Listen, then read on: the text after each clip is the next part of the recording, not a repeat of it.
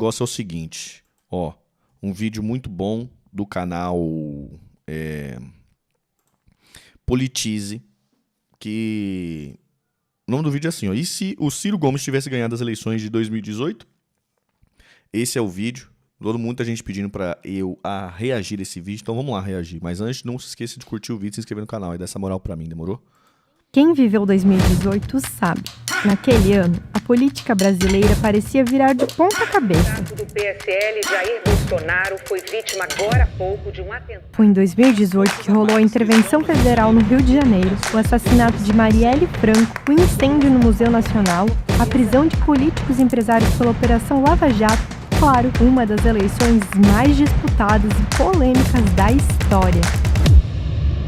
Na primeira semana do mês, uma única notícia dominava as manchetes dos jornais. Luiz Inácio Lula da Silva, o ex-presidente, se entregava à Polícia Federal para cumprir sua pena de 12 anos de prisão. Ainda no páreo, o então ex-presidente aparecia em primeiro lugar nas pesquisas, enquanto Bolsonaro e Marina disputavam a segunda posição. No entanto, a prisão de Lula e sua saída das eleições fez com que a corrida eleitoral mudasse, abrindo espaço para um novo nome.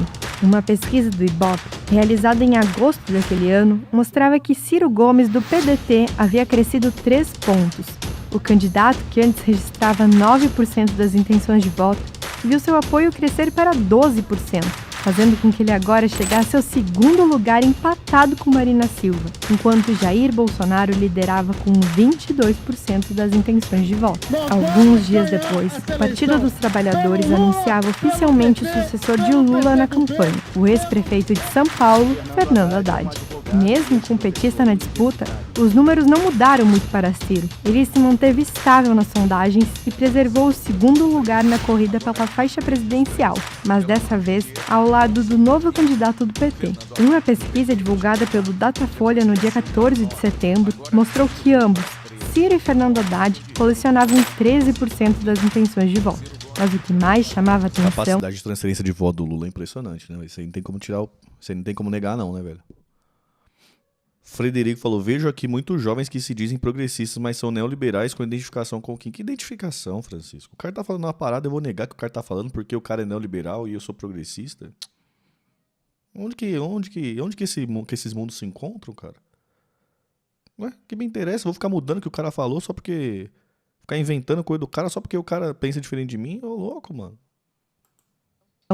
Eram outros dados dessa mesma pesquisa. Nas simulações de segundo turno, Ciro Gomes se destacava como o único candidato que venceria todos os seus concorrentes na corrida presidencial. Segundo a pesquisa, se Ciro Gomes enfrentasse Jair Bolsonaro, ele ganharia a eleição com 45% dos votos, impondo uma vantagem considerável de 7 pontos sobre o candidato do PSL.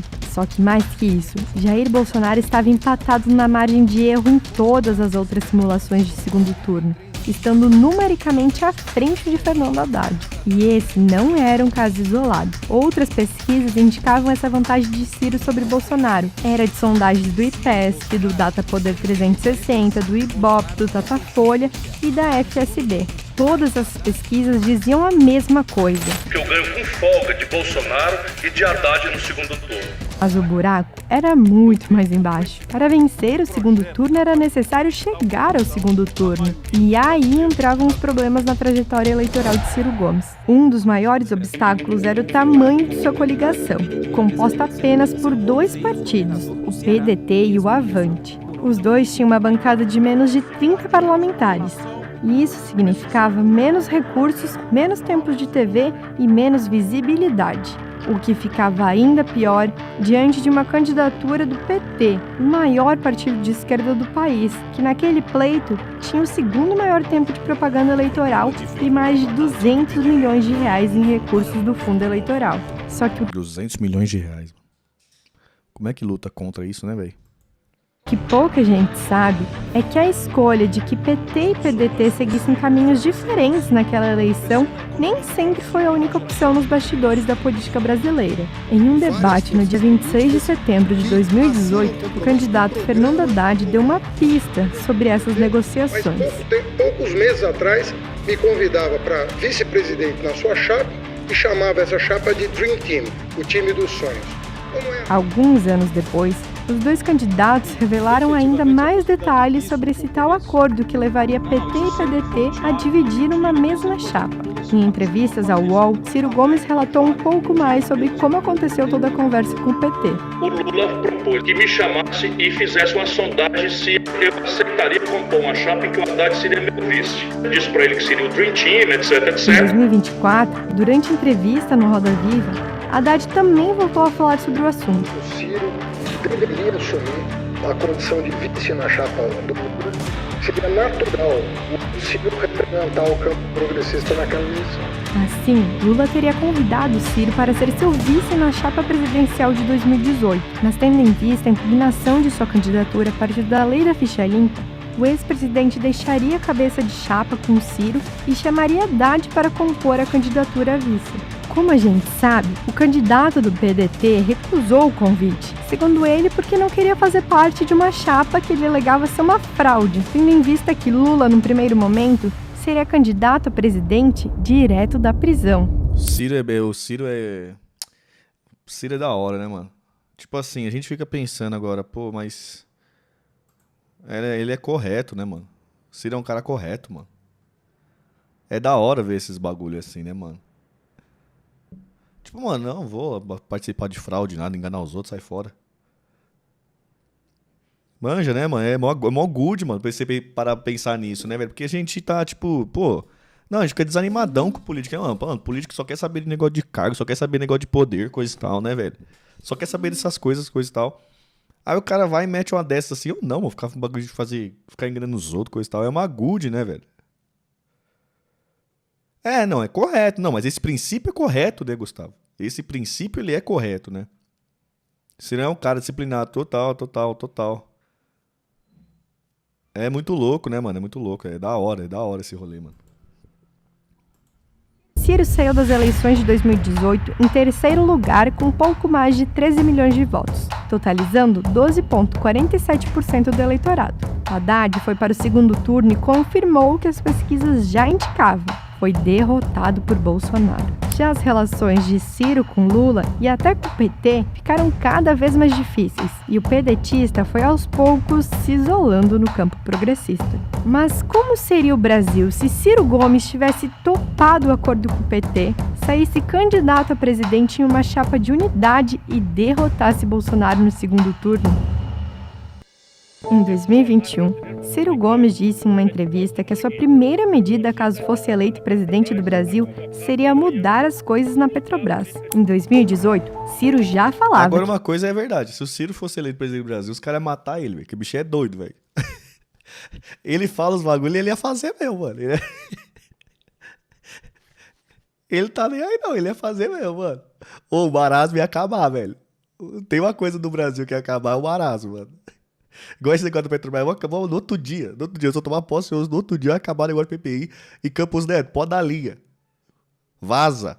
Como é que é? Vaza. Vai pelo amor ou vai pela dor? Não, pode deixar, senão eu vou pela dor. Vou pelo amor. Toque minha carta de renúncia. Que pretendia recuperar o controle da Petrobras através do que chamamos por aí de restatização. Vale lembrar que ela é uma empresa de sociedade mista, ou seja, seu capital é aberto, com ações negociadas na Bolsa. No entanto, o acionista majoritário é o governo brasileiro, e por conta disso, ele detém o controle da companhia. Assim, dá para dizer que em um Brasil onde Ciro Gomes é presidente, a Petrobras seria restatizada, e o governo poderia controlar os preços dos combustíveis, diminuindo o valor final pago pelos consumidores. O governo já pode, só uma correção, né? O governo já pode, a proposta do Ciro era comprar as ações. Era isso, comprar até chegar a 80% das ações.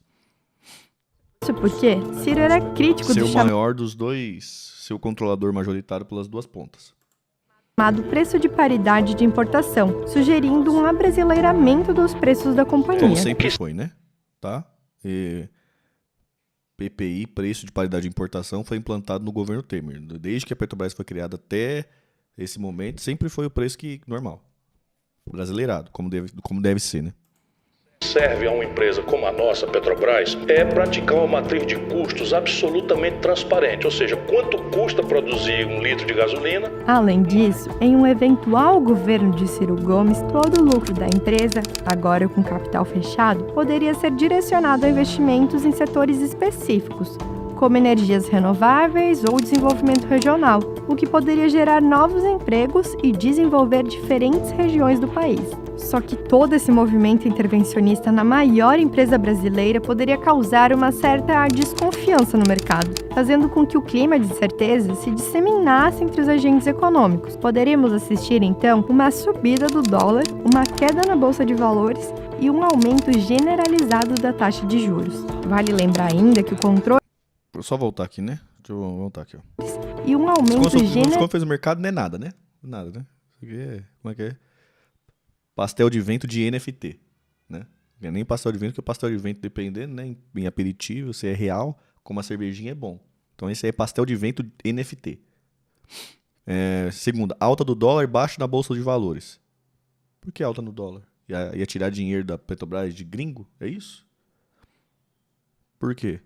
Aumento generalizado da taxa de juros. Também não tem ligação nenhuma, né? Ah, não. Se fugir dólar daqui, ia ter que aumentar juros para trazer dólar, mas o Brasil tem reserva, né? Da taxa de juros. Vale lembrar ainda que o controle de preços da Petrobras, praticado durante muitos anos no Brasil, acabou resultando em certos momentos em um prejuízo bilionário à companhia. Mas essa agenda para a Petrobras é só um exemplo de toda uma ideia de Ciro sobre o que ele acredita... Isso aqui é escândalo de corrupção, né? Escândalo foi o tempo do mensalão lá, né? A galera é maluca também, né? A Petrobras existe desde os anos 40, que os caras pegam 4 anos de preju, né, velho? Por causa de novelização de bandidagem, e aí coloca como se fosse uma questão econômica, né? Da empresa, né, velho? Manja, tipo... Mano, a Petrobras dos anos 40 até 2013, tudo normal, funcionando normal. Aí, aí os caras começam a roubar o bagulho, coisa e tal, aí começa a azaralhar e os caras colocam como se fosse um problema de política de preço da Petrobras.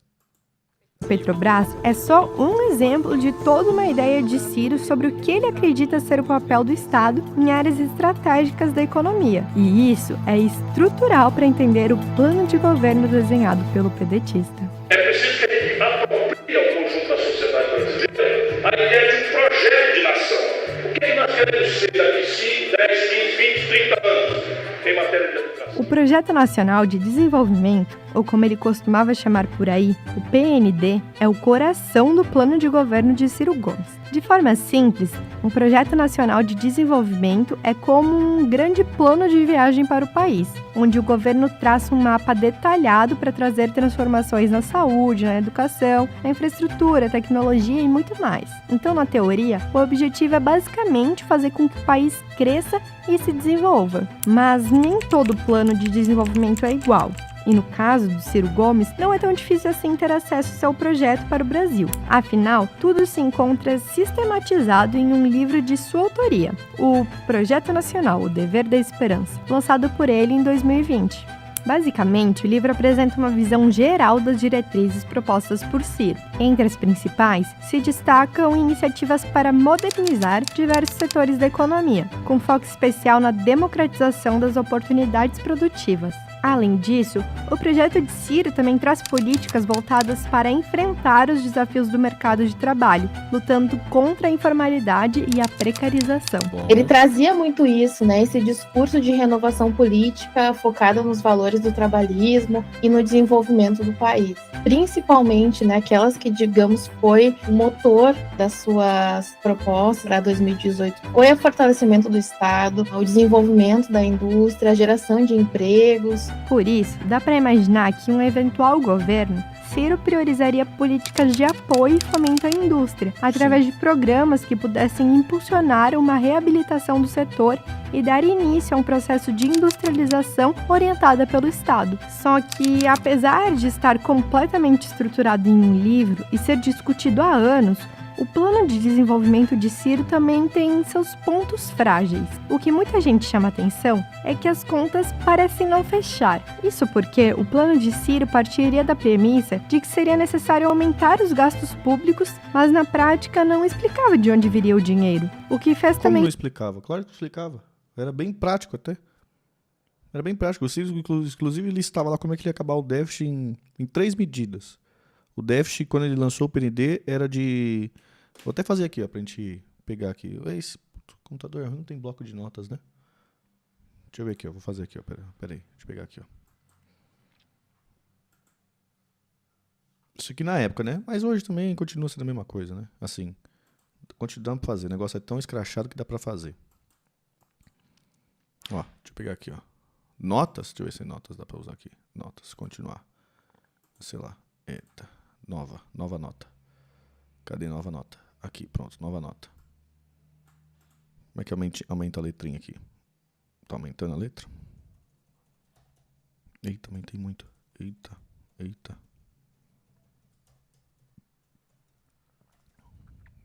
Formatar.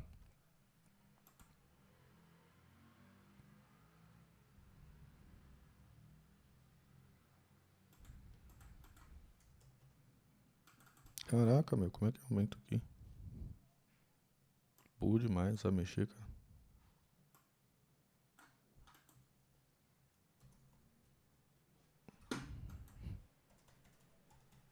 Oxi, mano, eu tô escrevendo no lugar nada a ver, mano. Tentar aqui, peraí. Mas enfim, era 60 bi. Ia estar no lucros e dividendos, né? 90 bi, desculpa. Renúncias fiscais, que o Brasil tá na casa de 300 e poucos bi. Ele ia rever isso em torno de 20% dessas renúncias, que ia dar mais 60 bi. E ia colocar aquela pequena taxação em cima de grandes heranças, acima de 20 milhões, que acharia o resto, 86 bi. Só aí já acabava com o déficit primário. Era isso. Lucros de dividendos, que no Brasil não é taxado. Segundo, ele ia taxar grandes heranças, quem tivesse patrimônio nas pessoas físicas acima de 20 milhões. E 20% das renúncias, ele dá um passado limpo. Pronto, já ia ficar no 0 a 0, nesse déficit zero aí que o Haddad tanto fala. Mas a questão do déficit zero, ele falava mais por retórica, que eu entendia isso, né? Com que muitos críticos apontassem que a longo prazo o plano poderia ocasionar em um endividamento do Estado. Existiam muitas incongruências, porque ele falava, por exemplo, de uma intervenção no mercado cambial para aumentar as exportações. Falava também em um crescimento... Intervenção no mercado cambial, isso já é Isso já é feito, né? Isso já é feito. O Brasil já controla o câmbio desse jeito. Se o câmbio começa a disparar muito, a gente solta um pouco da reserva. Se ele começa a recuar muito, o governo começa a acumular as reservas, né? O que o Ciro defendia, inclusive até o professor, o Marconi já veio aí que explicou pra gente, né? Que o Brasil precisa ter existe uma taxa de câmbio que é ideal para você proteger o mercado interno e ao mesmo tempo você não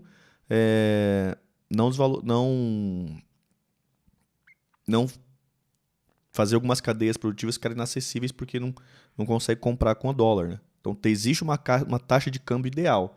Isso várias pessoas defendem. O Paulo Gala defende, o Roncaglia defendia, né? Que agora só fica defendendo o liberalismo do Haddad. Defendia isso.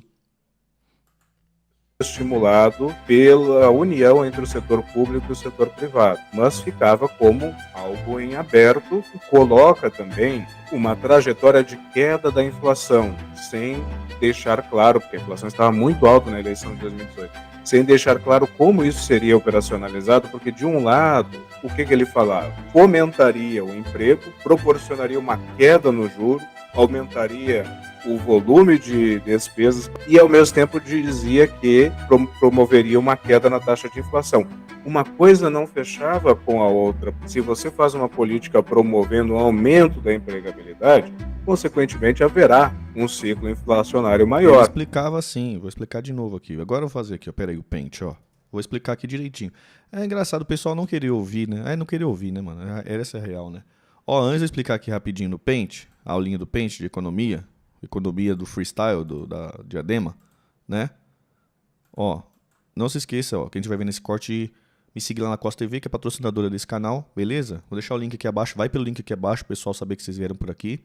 Chega lá, você vai chegar no vídeo de boas-vindas, clica aqui, ó, Tamir Felipe, faz seu cadastro lá e me segue aqui, ó, 282, estamos rumos aos 300 inscritos, demorou? Quem puder dar essa moral pra mim, me segue lá, que lá inclusive tem as newsletters do Ciro todas completas lá, né? Eu leio lá completo e deixo pra vocês disponível, então quem puder ir lá, mas enfim, vamos lá. Mano, merchan pra caramba aqui, hein, o Pente Online. Vamos lá, aulinha. Pô, a inflação do Brasil tá alta. Inflação subindo. Ó, deixa eu colocar aqui, ó. Subindo, inflação. Tá? Aí, o que os caras pensam? Isso o Campos Neto fala, né? Pô, se a inflação tá alta, o que eu vou fazer?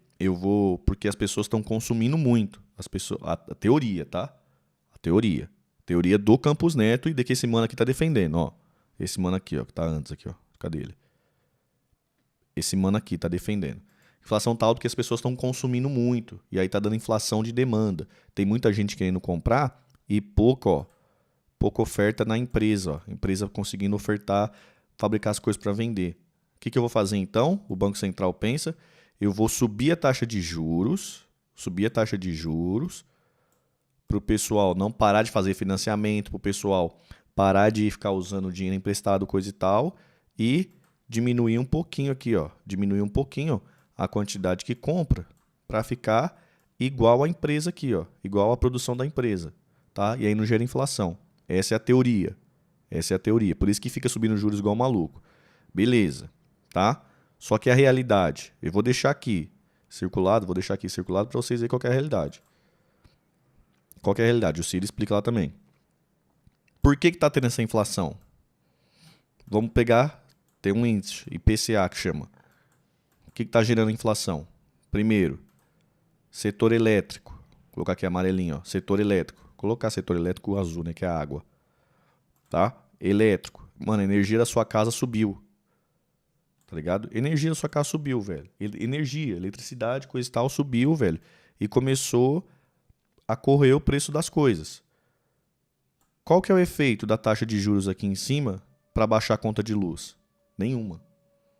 Se o crédito está mais caro, você vai deixar de pagar sua conta de luz? Não. Se o crédito está mais caro, você vai deixar lá cortar a luz da sua casa, coisa e tal? Não, você vai continuar pagando. E se o crédito está mais baixo, a energia vai ficar mais barata de alguma forma? Não. Por quê? Porque só existe uma hidrelétrica, né? 1, 2, 3 hidrelétricas, mas tudo é monopólio. Tu não tem 2 botões de luz na sua casa. Ah, hoje a conta da Enel tá muito cara, eu vou acender a conta lá da outra fabricante de luz. Você não tem isso, só é uma, é tudo monopólio. E esse monopólio aqui é um preço sensível. Se subir o preço, né, afeta todo mundo.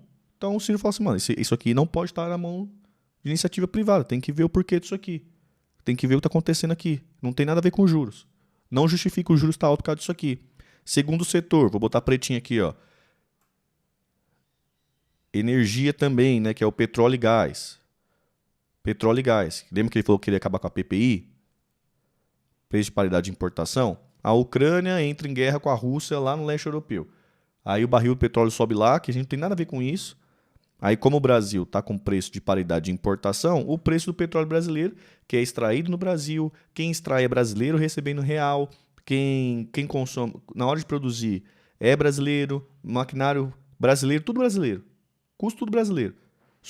Ucrânia arruma confusão com a Rússia, coisa e tal, o preço do Brasil sobe. E a gente começa a pagar um negócio desse. Não tem sentido. Não tem sentido isso aqui. Tem que acabar com isso aqui para diminuir a inflação, né? E por último, vou botar aqui o amarelinho, que o amarelinho é bonito aqui, ó. Mais uma coisa que estava puxando a inflação era o setor de comida. Comida. Por que comida? Lembra que a gente falou da taxa de câmbio? O cara que produz, o Brasil produz 100 maçãs, né? Aí tem 100 brasileirinhos que precisam comer maçã e mais 20 gringos que precisam comer maçã. O exportador, né, o cara que produz, vai preferir vender esses 20, né? Vende esses 20 pro gringo que paga mais caro, paga em dólar, ele ganha mais aqui, e os 80 manda pro brasileiro. Fica 20, né, na fila ali que não consegue comprar maçã. Isso sobe o preço da coisa, né? Faz um leilão reverso. Pronto, o Ciro falou, mano, não precisa... Ah, você vai estatizar a roça do cidadão, do agronegócio? Não. Você vai criar um estoque regulador. O que é estoque regulador? Quando esse fabricante tiver mais, eu vou pedir para ele mandar para eu vou comprar na mão dele. O governo vai comprar na mão dele e vai colocar no bolsão aqui, ó. Bolsão aqui, ó. Estoque regulador. Vai ter esse estoque regulador. Beleza? Quando ele tiver mais gringo querendo comprar e ele quiser vender pro gringo, né? O governo vai lá e desova de volta no mercado isso aqui, ó. Pronto. Tinha 120 no meu exemplo lá. 120 pessoas, né? 100 brasileiros, 20 gringo. Ah, mas o produtor só faz 100? O governo pega os 20 que ele tinha no estoque regulador, joga de volta. Pronto. Não precisa inflacionar preço de nada. Era só isso. Nenhum dessas coisas tem efeito taxa de juros. Nenhum. Isso aqui, ó. Taxa de juros está subindo para controlar a inflação e não está dando em nada. Com essas medidas que o Ciro ia fazer aqui, ó, a inflação ia cair. Tranquilo. Não era uma inflação de demanda que o Brasil sofre, nem ainda hoje. Era simples. Tudo isso está lá no livro do Ciro, tá? Eu sou aqui um diademensezinho de boa, um favelado de boa, li e entendi. Mas vamos lá. Mas esse mano aqui não entendeu, né? Tá claro, pessoal, a linha do pente? Grude, né? Grude é a aula do pente, né? Uma coisa não fechava com a outra. Se você faz uma política promovendo um aumento da empregabilidade, consequentemente haverá um ciclo inflacionário maior. Em um Brasil de Ciro, as reformas... Aí aquilo que ele tá falando é verdade, né? Se você aumenta a capacidade hoje de comprar, aí você cria esse primeiro cenário aqui, ó. Esse primeiro cenário aí vira real. Esse primeiro cenário, tá? Só que é por isso que o Ciro falou, ó, o meu Banco Central não pode ter o Campos Neto. O meu Banco Central vai ter duas coisas para ser feita, tá? Pleno emprego, a menor inflação possível. É isso. Essas vai ser as duas metas. Vai ter que estar um olhando no peixe, outro no gato. E vai trabalhar em cima disso, o meu Banco Central. Por isso que não pode ser o Campos Neto e quando entrar no outro dia ele tá fora. Pronto, ele tá fora. As propostas não ficariam só nas mãos do Congresso. E aí entra a proposta para a realização de plebiscitos e referendos. O PDT vai decidir com o Congresso, mas sem conchavo, porque vai colocar as principais leis para serem votadas diretamente pelo povo. Basicamente, em um eventual governo de Ciro, em determinados momentos o povo seria consultado, através de uma votação direta para decidir sobre questões relevantes para o país. Isso poderia incluir desde mudanças em políticas públicas até reformas estruturais. Por isso, críticos apontam que essa estratégia poderia ser pouco viável e ainda traria problemas na estabilidade política e na governabilidade do presidente, até porque seria necessária a aprovação do Congresso para a convocação de um plebiscito ou de um referendo. Maioria simples, né, no Congresso. Quem diga que esse mecanismo poderia caminhar para um autoritarismo, ao esvaziar o poder legislativo e criar uma crise no modelo brasileiro de representação. Mas eu acredito que a realização de um plebiscito exigiria uma tramitação legislativa para sua convocação, que poderia ser difícil de alcançar devido à resistência de alguns atores, de alguns setores políticos, de algumas bancadas. Seria necessária uma cooperação e até um comprometimento dos políticos para, de fato, implementar essas mudanças, que nem sempre é fácil de alcançar no sistema político brasileiro. Mas as reformas políticas... Vamos lá, falar sobre isso aqui também, né? Mais uma... Caraca, bicho, tem nego mentindo na internet, hein? Rapaz, quanto mais reza, mais mentiroso aparece, cara. Cadê a borrachinha agora? Cadê a borracha agora? Tem como apagar tudo? Pronto, lixeira. Vamos lá, plebiscitos e referendos. Vou pegar aqui, ó. Eram 4 sistemas que o Ciro propunha, tá? Caraca, eu pintei e foi logo é tudo. 4 sistemas que o Ciro propõe. 1, 2, 3, 4, tá? Vou até pintar esse 4 aqui de povão. Vou colocar aqui o povo de verde e amarelo, tá? Que é o último, plebiscito e referendo. Primeiro que ele propunha. Primeiro aqui, ó, tá? Primeiro. Mano, fazer no primeiro 6 meses, tá? Por quê? Porque quando um presidente é eleito, ele simplesmente, velho, ele acabou de passar pelo crivo do povo, coisa e tal, com um projeto que acabou de passar pelo crivo do povo. Ele chega lá, não existe nenhuma história, não existe nenhum presidente do Brasil que foi eleito e mandou uma reforma nos primeiros 6 meses que, velho, foi reprovada pelo Congresso. Isso simplesmente não existe. Aí tem vários que a gente pode botar, tá? O Lula passou reforma da Previdência do setor público, o Collor sequestrou o dinheiro de todo mundo, Sarney fez um plano, mudou a moeda, né? O que mais teve? Teve o Temer, mesmo não sendo eleito empichado, passou reforma do trabalho. O Bolsonaro passou a reforma da Previdência, né? E que mais? Tem muito mais exemplos aí, né? O FHC passou a reeleição. Reeleição tudo aqui, o Congresso nunca foi contra. E o Lula passou agora o arcabouço fiscal, né? Enfim. Pronto, primeiros 6 meses. Depois, negociar com o Congresso. Como seria negociado? Fim da reeleição. Você já propôs. Ia fazer tudo nos primeiros 6 meses e mandar um pacotão. Nesse pacotão e falar assim, ó, se vocês aprovarem um pacotão, tá? O pacotão, pode colocar no pacotão o fim da reeleição. Por que o fim da reeleição dele mesmo, do próprio Ciro? Por quê? Uma coisa que impede a oposição de fazer até as coisas boas pro país é o quê? Se o presidente, o novo presidente eleito, consegue aprovar isso, a oposição fica com medo do presidente ganhar muita força e ser reeleito, né? Então a oposição naturalmente acaba tendo resistência. Então o Ciro pode colocar, pode aprovar, votar a favor e já vota o fim da reeleição junto. Que eu não tô querendo capital político, só muda o que precisa ser mudado e depois na eleição do que vem a gente vem normal. Vai disputar normal, como beleza. Beleza? Só que faz o que precisa ser feito. Pode acabar com a minha própria reeleição aí, pode aprovar junto. Era pacotão e coisa e tal. Beleza. Mais uma coisa para intermediar. Vou colocar aqui roxinho agora, tá? Terceiro. Quero o quê? Governadores e prefeitos, tá? O Ciro ia negociar com governadores e prefeitos. Por quê? Em troca, renegociação de dívida dos estados. Por quê? Porque o Ciro, qual que é a teoria, tá?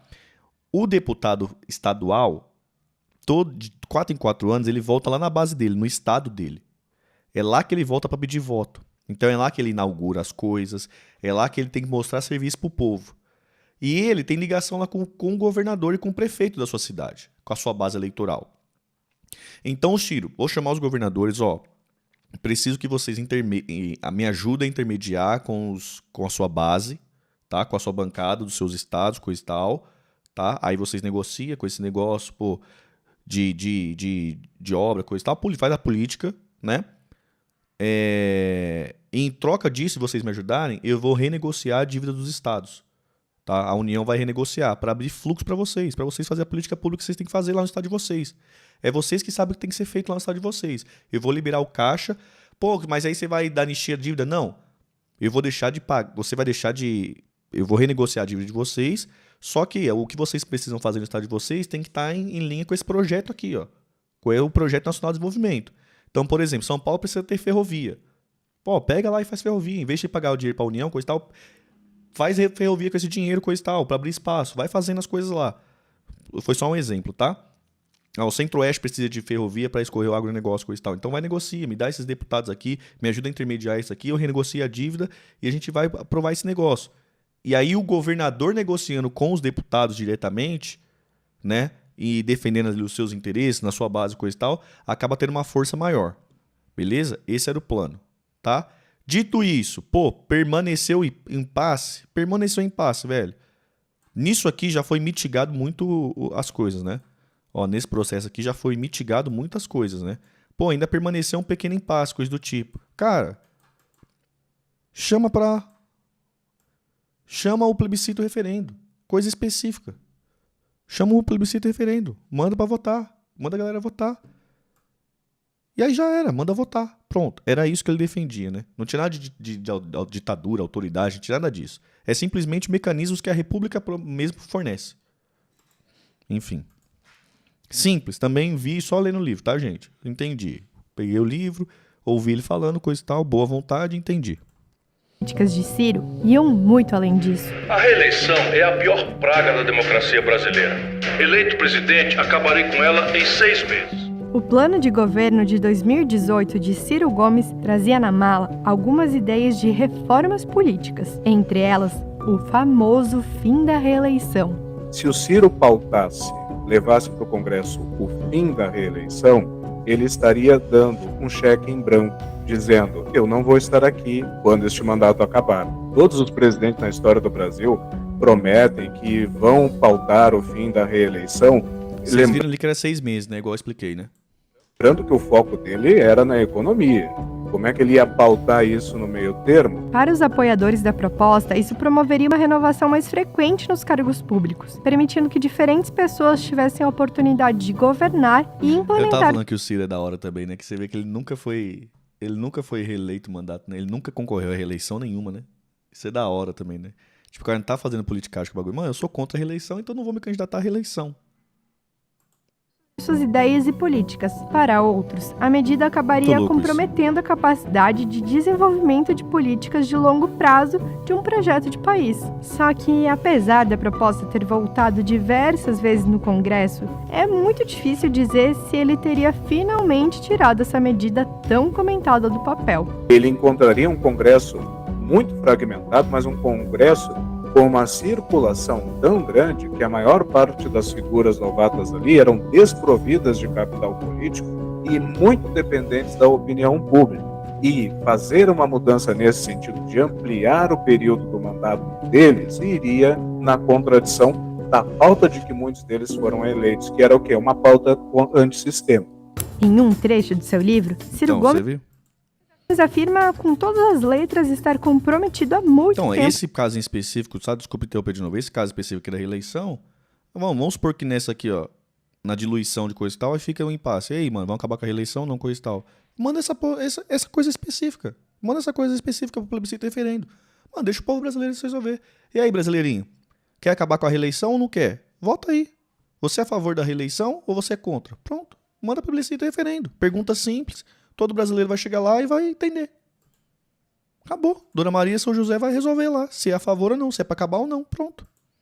Com as questões ambientais, Tem problema até nenhum. mesmo quando ele era governador do Ceará. Ciro destaca a importância de proteger os ecossistemas, especialmente na vasta região amazônica, através da implementação imediata de um zoneamento econômico e ecológico. Essa estratégia, segundo ele, não apenas resguardaria a floresta, mas também poderia impulsionar o desenvolvimento regional. Assim, em um Brasil com Ciro Gomes presidente, dá pra gente imaginar a criação de um programa nacional desse chamado zoneamento ecológico, onde a população local poderia se engajar em atividades econômicas sustentáveis, oferecendo alternativas rentáveis que não dependessem da exploração predatória da floresta. Além disso, Ciro ressalta a importância da pesquisa científica e tecnológica, especialmente conduzida por instituições da própria Amazônia, para encontrar soluções inovadoras que garantissem a preservação ambiental e o desenvolvimento socioeconômico. Então, no plano de governo do Ciro e do Haddad, colocaram muito a pauta ambiental pensando na Marina Silva, que fez 20 milhões de votos em 2010, então foi muito mais uma tentativa do Ciro e do Haddad de impossibilitarem um crescimento de uma candidatura desafiadora do que, de fato, colocar isso num plano de governo. A verdade é que a pauta ambiental seria um ponto tenso em um eventual governo Ciro, a começar pela coalizão política formada em torno Agora, de sua eu queria saber candidatura. o seguinte, o que se pode esperar do governo Ciro na área ambiental, com essa sua relação tão conflituosa com o meio ambiente? Não, eu não tenho relação conflituosa com o meio ambiente. Eu poderia dizer que você tem uma relação conflituosa com os Não produtores tenho rurais. não tenho não. Né? No dia Não 5 tenho, de não. agosto de 2018, Não tenho, a não. senadora Cátia Abreu foi escolhida pelo PDT como candidata a vice na chapa de Ciro.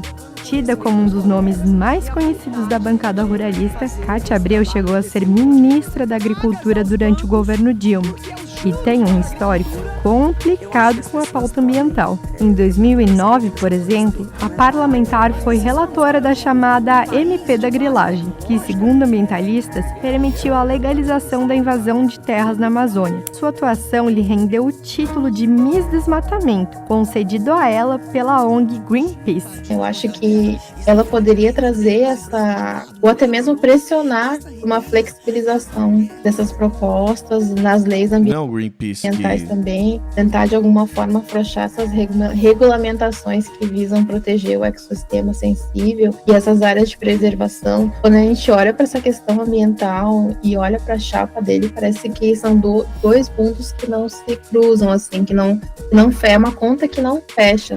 Por isso, dá para imaginar também que um eventual governo... Não é o Greenpeace que tava fazendo que... O Greenpeace é foda, velho. O Greenpeace tava fazendo um estudo de...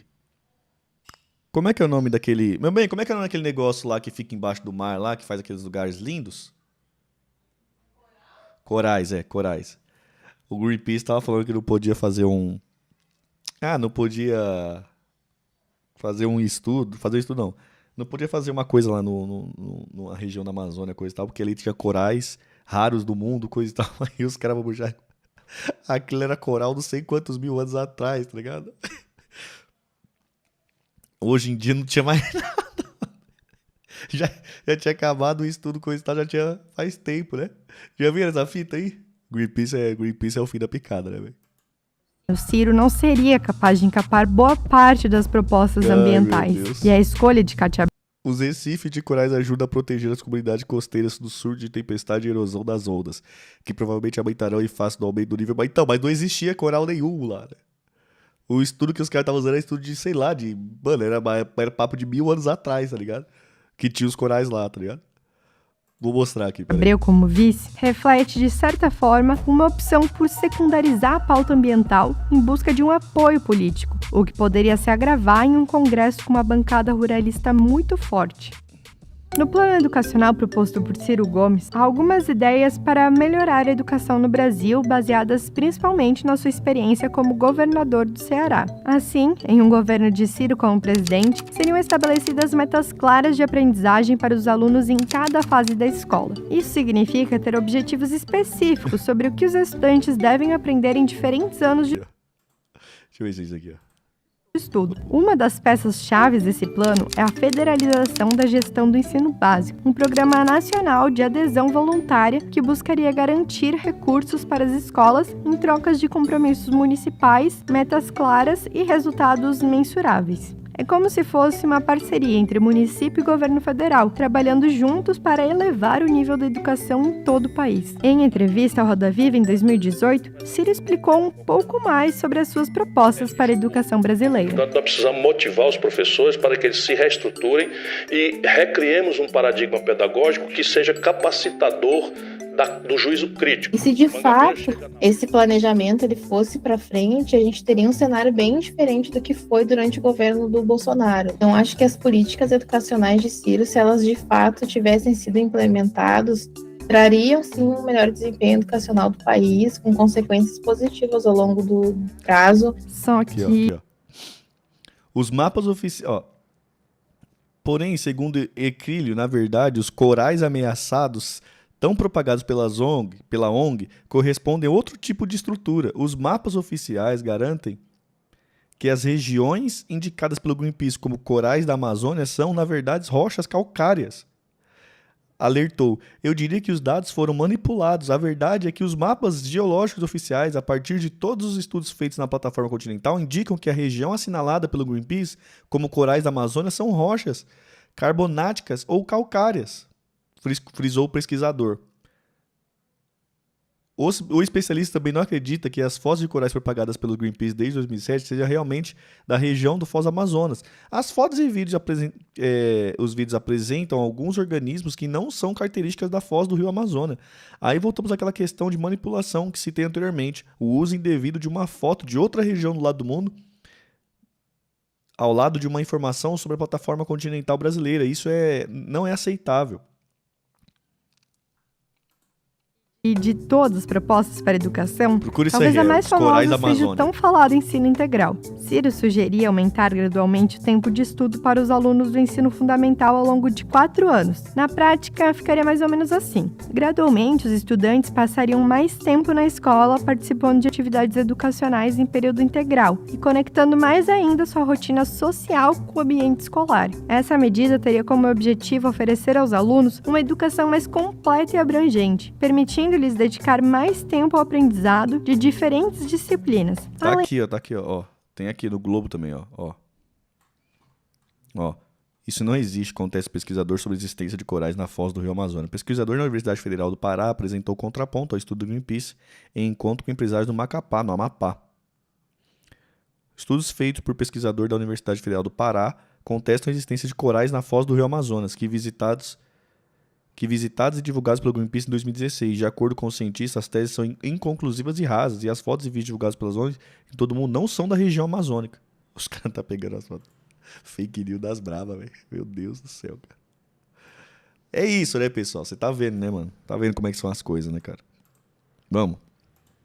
Além de participar de atividades extracurriculares que enriquecessem sua formação. Só que, apesar de ser um dos pontos mais destacados por Ciro, não faltaram críticas à sua proposta. Porque se a gente for pensar, a própria educação de tempo integral, né? Como que a gente vai criar estruturas físicas mesmo, né, para a criança estar dentro da escola o dia inteiro? Porque pode parecer simples, mas não é. Quando a gente fala em estudo integral, a gente está falando de uma reformulação muito importante, muito impactante dentro da escola, que vai envolver mais profissionais, que vai envolver espaços físicos maiores, enfim. Abre escola, contrata professor, que loucura. Nossa, você viu? Não é coisa. O ensino integral vai ter que abrir mais escola. Não, vai abrir mais escola? Como assim vai abrir mais escola? Pô, vocês é maluco, pô. Tem um candidato a presidente da República falando que vai abrir mais escola. Que absurdo é esse? Que papo é esse? Que papo é esse de abrir escola? Que papo é esse de melhorar as estruturas das escolas? Que papo é esse de deixar a escola maior? Que papo é esse? Que papo maluco, hein? Meu Deus do céu, cara. Não é mais moderno esse raciocínio. Olha só que papo maluco. Contratar professores? Que papo é esse de contratar professores? Professores não podem ser... Meu Deus do céu, meu Deus do céu, cara. Especialistas trazem ainda que a realização dependia não apenas do financiamento federal, mas também de uma habilidade crucial de colaborar com os governos estaduais e municipais. Essa ideia envolveria uma reformulação significativa da infraestrutura educacional. Ai, cara, apertei até o botão errado aqui. Peraí. Eita, apertei de novo. Isso dá bilhão? Algo que não seria simples de se concretizar. Só que para governar é preciso mais do que um bom projeto. É necessário saber negociar com os demais poderes, sobretudo com o Congresso Nacional. Na Câmara, a base de apoio de Ciro, levando em conta a sua coligação de fato, somaria na largada apenas 35 votos, um número muito baixo. No entanto, partindo da ideia inicial de uma chapa Ciro-Haddad, esse número já cresceria um pouco, chegando a 106 votos, adicionando os parlamentares da coligação do PT. Ampliando um pouco mais, os apoios de partidos de esquerda e centro-esquerda poderíamos chegar a 173, número que ainda seria insuficiente para a composição de uma maioria parlamentar. Algum presidente assumiu com a maioria? Algum presidente foi eleito com a maioria na história da democracia, da redemocratização? Alguém sabe responder essa pergunta aí? Seria o bastante para a convocação dos tais plebiscitos. E ele também poderia tentar apoio em partidos de centro e centro-direita em questões específicas, especialmente aquelas relacionadas à economia e ao desenvolvimento, buscando construir uma base ampla de apoio para suas propostas legislativas. Mas eu acredito que dentro desse cenário de apoio, o Bolsonaro e os partidos que apoiavam esse candidato seriam uma forte oposição. Eu acho que eles se colocariam como uma frente ao governo, trazendo um pouco mais de dificuldade para Ciro conseguir transitar entre a direita e entre aqueles mais centro-direita, podemos dizer assim. Somando um apoio parcial e condicional de partidos do chamado Centrão, a base de apoio de Ciro poderia chegar até próximo de 315 parlamentares, número ainda insuficiente para aprovação de uma PEC, por exemplo. Assim, com um Congresso bastante conservador, Ciro precisaria negociar ainda mais e até ceder alguns pontos de seu projeto em nome da governabilidade. Ele não seria um presidente tão frágil quanto o Bolsonaro foi, porque ele saberia dialogar e ele saberia colher determinadas vitórias junto a núcleos importantes da política, como, por exemplo, grandes figuras do MDB que ficam... já respondeu isso aqui, né? Aqui o desenho já respondeu, né? Tá aqui. Lembra disso aqui, né, gente? Tinha um plano para isso, tá? Primeiro 6 meses, né? Depois chamar os governadores, fim da reeleição, depois chamar os governadores para ajudar a negociação, coisa e tal. Se persistir o impasse, já tinha, né? Isso aqui, tá? Era assim que ia fazer. Ficaram completamente afastados do governo do Bolsonaro. Isso não aconteceria Seria num fácil? Não, né? governo do Ciro Gomes. Ele teria uma maior maleabilidade, jogo de cintura, até porque esses figurões do MDB são principalmente da região Nordeste, que é de onde o Ciro Gomes veio. Era um congresso conservador, Randolph. era um congresso principalmente privatista, não havia espaço O vídeo não tá na tela, foi mal. para o Ciro tocar uma agenda voltada para o plano de governo dele. Mas, considerando o histórico do Ciro, eu acredito que ele não ficaria tão refém do Congresso Nacional. Esse exercício histórico nos traz ainda outras perguntas. Será que, se finalmente eleito, Ciro realmente teria aberto mão de mais um mandato? E a extrema-direita teria achado seu espaço e ganhado força? O sucesso do governo poderia evitar a ascensão do bolsonarismo? Ou seu fracasso garantiria o retorno de Lula ao Bolsonaro em 2022? Eu acho que se o Ciro tivesse sido eleito presidente do Brasil em 2018, essa eleição em si poderia ter, de alguma forma, catalisado um realinhamento político no Brasil, com mudanças nas coalizões partidárias e até nas dinâmicas políticas daquele período. Como a gente diz por aqui, dessa vez, nem o futuro dirá. Mas você já... Tem uma coisa aqui, ó. O Emanuel falou, quem fez esse documentário, no mínimo, deve ter um déficit intelectual. O maior medo do sistema que o Ciro seja presidente, que ele vai restituir uma coisa simples, moral, ao cargo presidente do Brasil. Cara, às vezes não é nem isso, não. Assim, o Fred fala muito sobre isso, e é verdade, tem um ponto nesse quando ele fala sobre isso, que é assim, a capacidade da máquina difamátória do PT, ela é muito grande, mano. Entendeu? Ela é tão grande que toda a informação que o Ciro, tipo assim, que o Ciro tenta passar, coisa e tal, já chega já distorcida por essa máquina, entendeu? Todo ponto de contato que a galera tem com o Ciro, coisa e tal, já é distorcida por essa máquina, manja? A gente não consegue fazer frente, entendeu? Então, tipo assim, mano, o pessoal começa a falar umas paradas, eu já, mano, explico rapidinho aqui a parada, porque a gente já viu, entendeu, e, mano, esses espantalhos, essa máquina de informação, coisa e tal, não chega até nós. Então, mano, já vai desconstruindo tudo normal. Mas, mano, a galera tá de boa aqui de gaiato chegando, entendendo, mano. Tipo assim, quem é esse Ciro? Já chega vendo um vídeo desse aqui, já chega cheio de espantalho, entendeu? Ah, o Ciro não doido, não. Fala, vai fazer o bagulho, não fala como vai fazer. Ah, quer estatizar tudo. Ah, não sei o quê. Já sai com os espantalhos tudo maluco, tá ligado?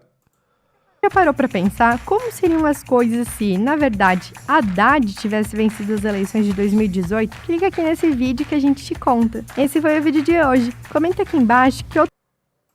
Pois é, isso aí. O que vocês acharam do vídeo? Comenta aí. Não se esqueça de me seguir lá na Costa TV, hein? Não se esqueça. Cara, tem uma merda aqui que eu... Cara, tem uma porcaria aqui. Fala aí, o que vocês acham?